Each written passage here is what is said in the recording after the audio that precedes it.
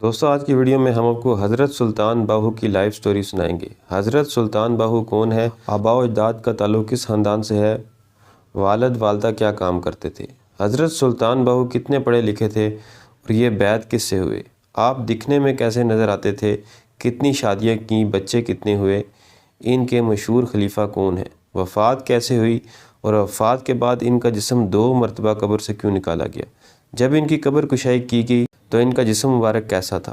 یہی سب موضوعات ہماری ویڈیو کا موضوع ہے۔ چلتے ہیں ویڈیو کی طرف۔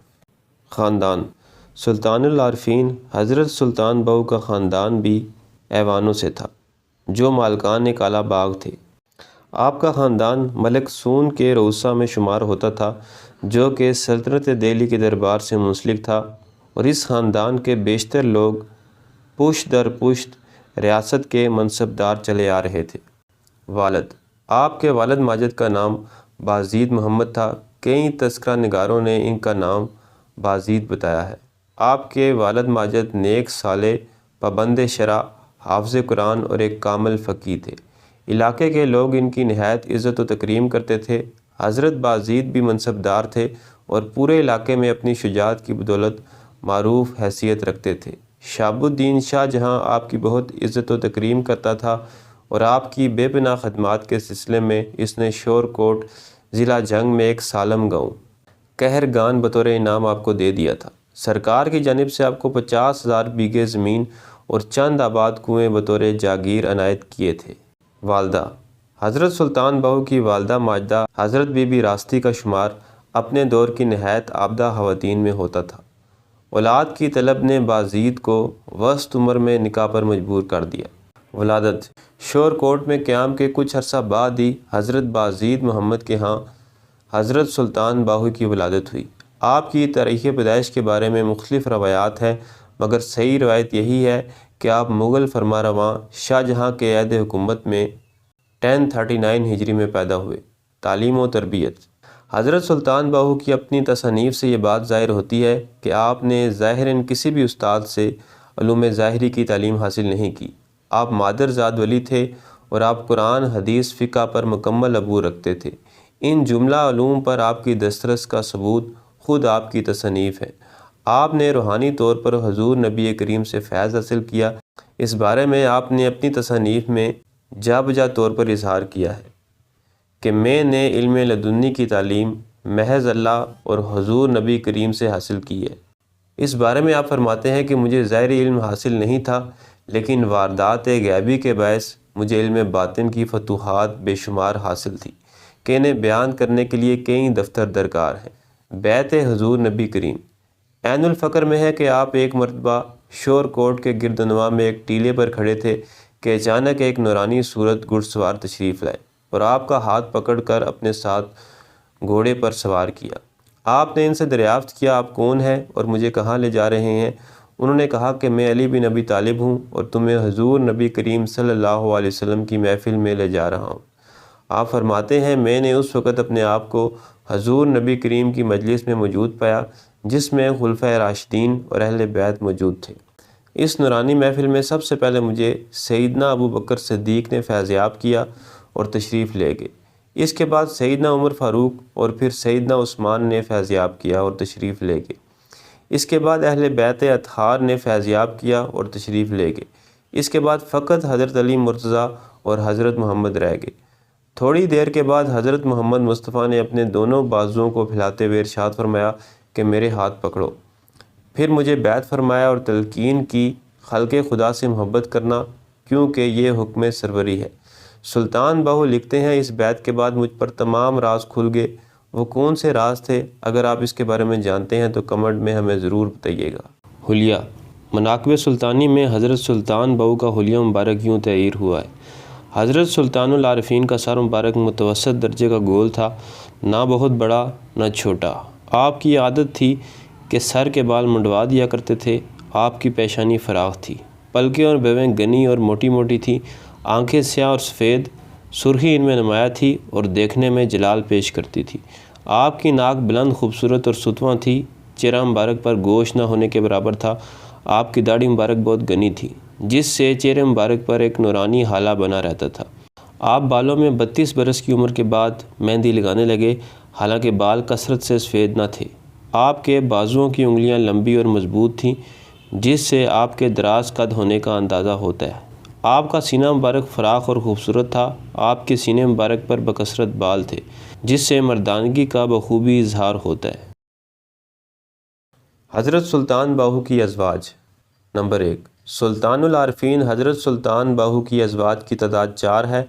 آپ کی ایک زوجہ محترمہ مخدوم برخان مرحوم والا کے خاندان سے تھی۔ یہ خاندان شیخ بہاؤالدین زکریا ملتانی کے خلفاء میں سے ایک کا تھا۔ نمبر 2، حضرت سلطان باہو کی دوسری زوجہ کا تعلق ایوان قبیلے سے تھا اور آپ کی قریبی رشتہ دار تھی۔